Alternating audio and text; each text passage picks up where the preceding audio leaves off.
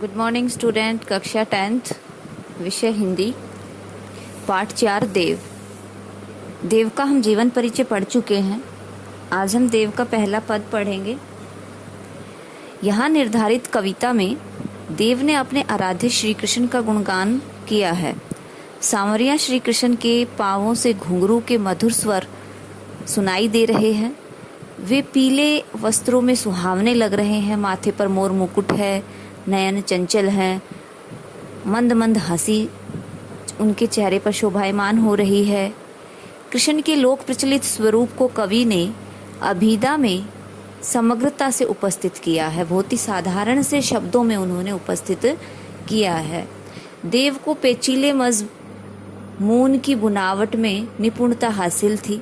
दूसरे पद्य में उन्होंने मौलिकता पूर्वक कृष्ण के जादुई सूरत में गोपिकाओं के विवश समर्पण का वर्णन किया है। तीसरा पद्य स्मृति एवं स्वप्न कविता का संगम है।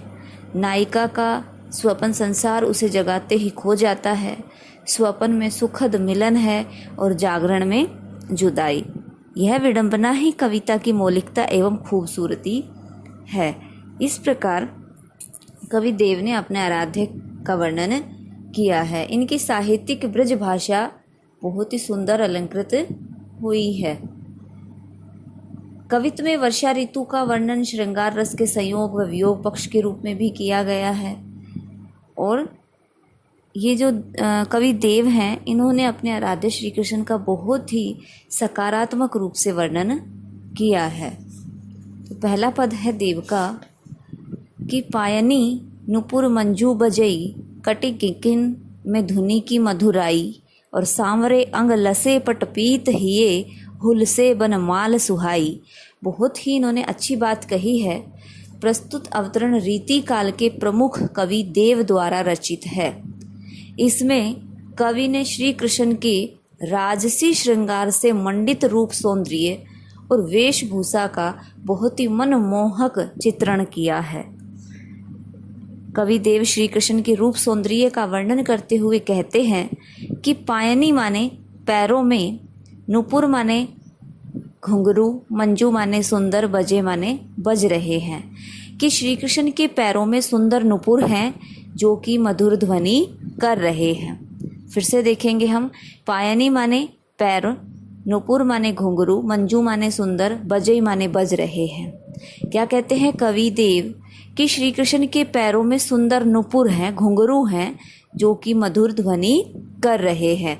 कटी माने कमर, किंकिन माने कर धनी, की माने में, धुनी माने ध्वनि, की माने की, मधुराई माने मधुरता। और जो उनकी कमर में कर धनी है वह बहुत ही सुंदर प्रतीत हो रही है, जिसकी बहुत मधुर ध्वनि है। उनके श्री कृष्ण के कमर में जो कर धनी है वह बहुत ही सुंदर शोभायमान हो रही है। और जो उसकी धुनी माने जो ध्वनि है वह बहुत ही मधुराई माने मधुरता प्रकट कर रही है। श्री कृष्ण सांवरे अंग लसे पटपीत, सांवरे माने सांवले, अंग माने अंगों वाले, शरीर वाले, लसे माने धारण किए हुए, पट माने वस्त्रों को, पीत माने पीले। क्या कहते हैं कि श्री कृष्ण के सांवले शरीर पर जो पीला वस्त्र है वह भी बहुत अधिक सुंदर लग रहा है। कि पीले वस्त्रों को धारण किए हुए श्री कृष्ण बहुत ही सुंदर सुशोभित प्रकट हो रहे हैं। हिये माने हृदय पर, हुलसे माने शोभायमान हो रही है, वन माल माने जंगली फूलों की माला, सुहाई माने आनंद दे रही है। और जो उनके वक्ष स्थल पर, उनके हृदय पर वनमाला अर्थात जंगली फूलों की विशेष प्रकार से गुथी गई जो माला है वह भी बहुत अधिक शोभायमान हो रही है, शोभित हो रही है। माथे किरीट, माथे माने मस्तक पे, किरीट माने जो मुकुट है, मोर पंख वाला जो मुकुट है वह बहुत सुंदर लग रहा है, विराजमान है। बड़े दृग चंचल, और उनके जो नेत्र हैं वो बड़े हैं और चंचल हैं। मंद हंसी, मुख चंद जुन्हाई, जुन्हाई माने शोभायमान हो रही है, चंद माने चंद्रमा, मुख माने मुख, हंसी माने हंसी, और मंद माने धीरे धीरे। और जो उनके मुख पर, मुख रूपी चंद्रमा पर, मुख रूपी चंद्रमा पर क्या कहते हैं कवि देव कि उनके मुख रूपी चंद्रमा पर मंद मंद हंसी बहुत ही शोभित हो रही है, शोभायमान हो रही है। यहाँ रूपक अलंकार है। अगली पंक्ति देखेंगे, जय माने जय हो, जग मंदिर माने संसार रूपी मंदिर, यहाँ पर भी रूपक अलंकार है। दीपक माने दीपक, सुंदर माने सुंदर, श्री माने श्री कृष्ण, ब्रज दूल्हे माने ब्रज का दूल्हा, देव सहाय माने शोभायमान, देव माने कवि देव।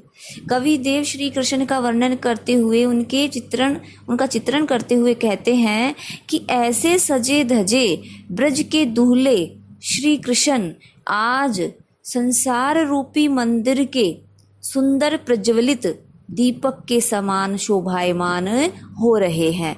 कैसे श्री कृष्ण कि जिनके पैरों में सुंदर घुंघरू है जो कि मधुर मधुर ध्वनि कर रहे हैं, और जिन्होंने कमर में करधनी पहनी हुई है जो कि मधुर ध्वनि कर रही है, जिन्होंने अपने सांवले अंग पर पीले रंग के वस्त्रों को धारण किया हुआ है, और जिन्होंने अपने हृदय पर जंगली फूलों की विशेष प्रकार की गुथी हुई माला को धारण किया हुआ है, जिनके माथे पर मोर मुकुट विराजमान है, जिनके नेत्र बड़े और चंचल हैं, और जिनकी हंसी मुख रूपी चंद्रमा पे कैसी मंद मंद हंसी शोभायमान हो रही है। ऐसे सजे धजे श्री कृष्ण किसी दूल्हे की भांति कैसे प्रतीत हो रहे हैं, जैसे संसार रूपी मंदिर में दीपक प्रज्वलित हो रहे हो, ऐसे शोभायमान हो रहे हैं। ऐसे श्री कृष्ण की जय माने जय हो, ऐसे श्री कृष्ण की क्या हो, जय हो।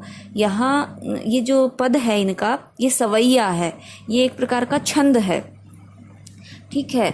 इसका मंगलाचरण किया गया है, अर्थात जब भी कोई कवि अपने साहित्य की या काव्य की रचना करता है तो वो अपने इष्ट देवता की स्तुति में कुछ उनका गुणगान करता है, तो उसी को मंगलाचरण कहा जाता है। यहाँ पर उपमा, अनुप्रास और रूपक आदि अलंकारों का प्रयोग किया गया है, ब्रज भाषा का इसमें प्रयोग किया है।